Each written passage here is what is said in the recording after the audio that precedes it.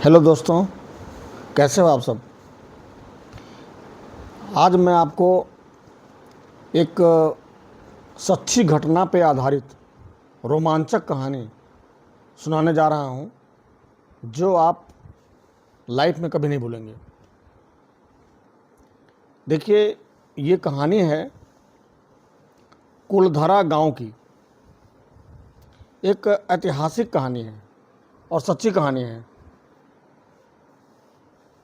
यह कोई मनगढ़ंत कहानी नहीं है, बल्कि इतिहास के पन्नों में दर्ज एक ऐसा सच है जिसका जवाब आज तक वैज्ञानिक और इतिहासकार भी पूरी तरह ढूंढ नहीं पाए।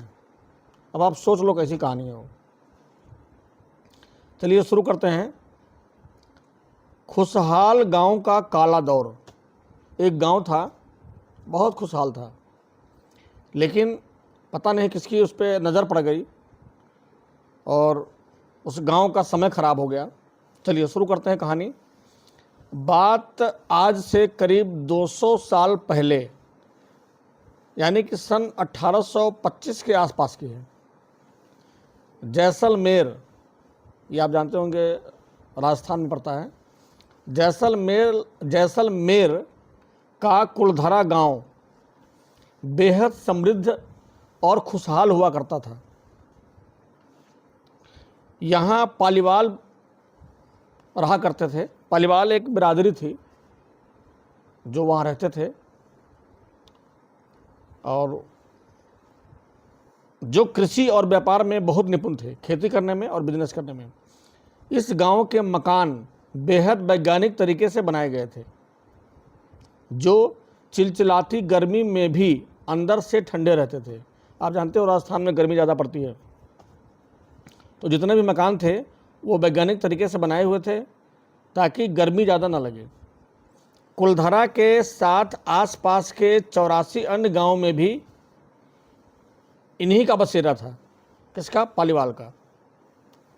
पालीवाल एक बिरादरी थी, ठीक है। बिरादरी का मतलब कि कोई भी कास्ट होता है तो उस कास्ट का नाम है पालीवाल। मैं कास्ट का नाम नहीं ले रहा हूँ कि किसी को अन्यथा ना लगे। सब कुछ बहुत अच्छा चल रहा था, लेकिन तभी रियासत के दीवान यानी कि प्रधानमंत्री मान लीजिए, एक थे, उनका नाम था सालिम। उसकी नज़र इस गांव पे पड़ गई। अब उसकी नज़र इस गांव पे पड़ी, तब आप सोचो कि वो आदमी कैसा था और नज़र पड़ी का मतलब क्या होने वाला है। सालिम एक बेहद क्रूर, लालची और अय्याश किस्म का व्यक्ति था। एक दिन सालिम कुलधरा गांव का दौरा करने आया, है ना। वहाँ उसकी नज़र गांव के एक बहुत बड़े आदमी थे, उनकी एक अत्यंत सुंदर लड़की थी, उस पर उनकी नज़र पड़ गई। सालिम उस लड़की की खूबसूरती पर मोहित हो गया और उसने जबरन उससे शादी करने का फैसला कर लिया।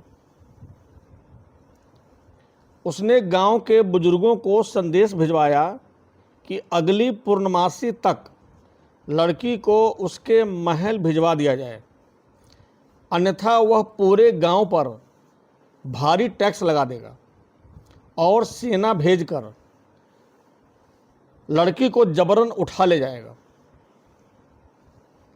यह बात पालीवालों के आत्मसम्मान और उनकी बेटी की इज्जत पर आ बनी थी। दीवान सालिम इतना ताकतवर था कि उससे सीधे युद्ध करना मुमकिन नहीं था और अपनी बेटी को सौंपना उन्हें मंजूर नहीं था। आगे देखिए क्या होता है। प्रधान ने तुरंत, यानी कि आसपास के सभी 84 गांवों के प्रमुखों की एक गुप्त महापंचायत बुलाई। उस गांव में प्रधान होते हैं ना, तो उस प्रधान ने 84 गांवों के प्रमुखों की एक महापंचायत बुलाई। सबने मिलकर एक ऐसा ऐतिहासिक फैसला किया जिसकी कल्पना किसी ने नहीं की थी। उन्होंने तय किया कि वे अपने बेटी की इज्जत और अपने धर्म की रक्षा के लिए अपनी सदियों पुरानी मातृभूमि को छोड़ देंगे। पूर्णमासी की रात से ठीक एक दिन पहले पूर्णमासी की रात से ठीक एक दिन पहले कुलधारा समेत सभी 85 गांवों के हजारों लोग अपना सारा कीमती सामान, कपड़े और मवेशी लेकर रातों रात वहां से निकल गए। और सबसे हैरानी की बात यह है कि इतनी बड़ी आबादी चुपचाप गांव खाली करके कहाँ चली गई, किसी को पता नहीं चला। सालिम के सैनिकों को भी कानों कान खबर तक नहीं हुई कि ये लोग कहाँ गए, किस रास्ते से गए, कहाँ गए। ये आज तक एक रहस्य है, एक अनसुलझी पहेली है कि 85 गांव के लोग, 85 गांव में कितने सारे लोग होंगे आप अनुमान लगाओ, ये लोग कहाँ चले गए। आगे देखिए, गांव छोड़ते समय भावुक और आक्रोशित जो बिरादरी थी उनकी, परिवारों की, उन्होंने एक मिट्टी को एक खौफनाक श्राप दे दिया कि आज के बाद इस गांव में कोई भी दोबारा नहीं बस पाएगा। जो कोई भी यहाँ रहने की कोशिश करेगा वह बर्बाद हो जाएगा। यह श्राप आज भी सच साबित हो रहा है। उस रात के बाद से कुलधारा कभी दोबारा आबाद नहीं हो सका। आबाद का मतलब होता है दोबारा लोग वहाँ नहीं रह सके, लोगों का जीवन यापन नहीं हो सका। कई लोगों ने वहाँ घर बनाने या रात गुजारने की कोशिश की, लेकिन रहस्यमयी हादसों और अजीब घटनाओं के कारण कोई भी वहाँ टिक नहीं पाया। आज की हकीकत क्या है, ये आपको रियल स्टोरी सुना रहा हूँ दोस्तों। ये मत समझिएगा ये कि कहानी है, रियल कहानी है। आज की हकीकत क्या है वहाँ की, वर्तमान में कुलधारा गांव भारत सरकार के पुरातत्व विभाग ASI की देखरेख में एक ऐतिहासिक धरोहर बन चुका है। दिन के समय यहाँ सैलानी घूमने आते हैं और उन उजड़े हुए खूबसूरत पत्थरों के मकानों, गलियों और मंदिरों को देखते हैं। लेकिन सूर्यास्त के बाद यहाँ रुकना कानूनी रूप से पूरी तरह प्रतिबंधित है। रात होते ही मुख्य द्वार को बंद कर दिया जाता है। पैरानॉर्मल एक्सपर्ट्स जो रात में वहाँ रिसर्च करने गए, उन्होंने अपनी मशीनों में अजीब आवाज़ें, बच्चों के रोने की ध्वनि और अचानक तापमान गिरने जैसी पैरानॉर्मल एक्टिविटीज़ रिकॉर्ड की हैं। टेम्परेचर अचानक में लो हो गया और बच्चों के रोने की आवाज़, साउंड, ये सब तमाम एक्टिविटीज़ उन्होंने रिकॉर्ड की थी एक्सपर्ट्स ने। कुलधारा के ये खंडहर आज भी उस बेटी के सम्मान और एक पूरी कम्युनिटी के एकजुट होकर लिए गए बलिदान की सच्ची कहानी बयां करते हैं। दोस्तों, ये एक ऐसी कहानी है जो घटित हो चुकी है पहले राजस्थान के जैसलमेर में, कि कभी भी किसी गरीब को यदि आपने सताया और आपके वजह से यदि वो घर छोड़कर चला गया, उसकी गलती नहीं है, बिना गलती का आपने सताया, वो घर छोड़ के चला गया, और यदि वो श्राप दे दिया तो वो बिरादरी, कोई भी बिरादरी हो, चाहे वह चमार ही क्यों ना हो, फिर वो श्राप आपके ऊपर हावी होना ही होना है और आपका सत्यानाश तो होना ही होना है। इसलिए कभी भी किसी कमज़ोर को नहीं सताना चाहिए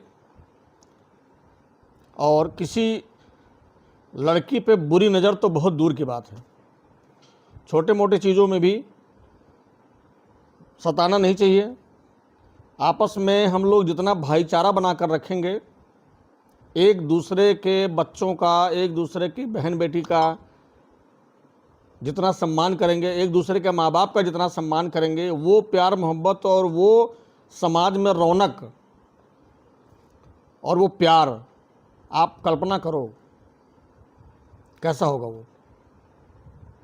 इसलिए दोस्तों, आज के युग में अपनी नज़र को बढ़िया रखना, अच्छा रखना बहुत बड़ी बात है।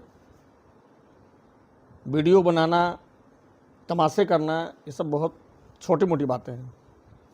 और यदि आप समाज को अपना समाज समझते हैं तो ये बहुत बड़ी बात है। दोस्तों, कोई गलती होगी, कोई गलत बात अगर लग जाएगी आपको, तो मेरा ये इरादा नहीं है दिल दुखाने का, लेकिन मेरा इरादा यही रहता है,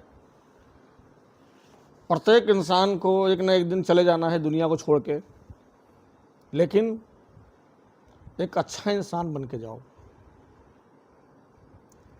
हर वक्त किसी दूसरे के परिवार के बारे में बात करना, उनकी बुराई करना, ये लोगों को, सबको मज़ा आता है, ये अच्छी बात नहीं है। बुराइयां सबके अंदर है, और जितना कम से कम चर्चा किया जाए किसी के परिवार के बारे में तो अच्छा रहेगा। अगर उसके जगह पे हम लोग प्रोग्रेस की बात करें, किसी अच्छे टॉपिक पे बात करें, तो शायद कोई रिजल्ट भी आए, कुछ काम समाज का हो, कुछ भलाई का काम हो। तो दोस्तों, उम्मीद करते हैं इस कहानी से आपको सीखेंगे और नज़रिया खुद का भी बदलेंगे और दो चार दोस्तों का भी नज़रिया बदलने का प्रयास करेंगे, ताकि हमारे समाज में चार चांद लग जाए। दोस्त अच्छे अच्छे होंगे तो समाज का कुछ और मज़ा आएगा, जीने का, हंसने का, बोलने का। तो रखता हूँ दोस्तों, फिर कभी टाइम मिलेगा तो एक अच्छी कहानी लेकर आपके सामने प्रस्तुत हो जाऊँगा। और अच्छी लगे तो शेयर कीजिए, आगे बढ़ा दीजिए, ताकि जो दोपहर में सोने के समय लोग आराम करते हैं, मैंने थोड़ा मेहनत किया 10-15 मिनट, तो थोड़ा सा इसको आगे बढ़ाइए और जागरूकता फैलाइए। ठीक है दोस्तों, बाय।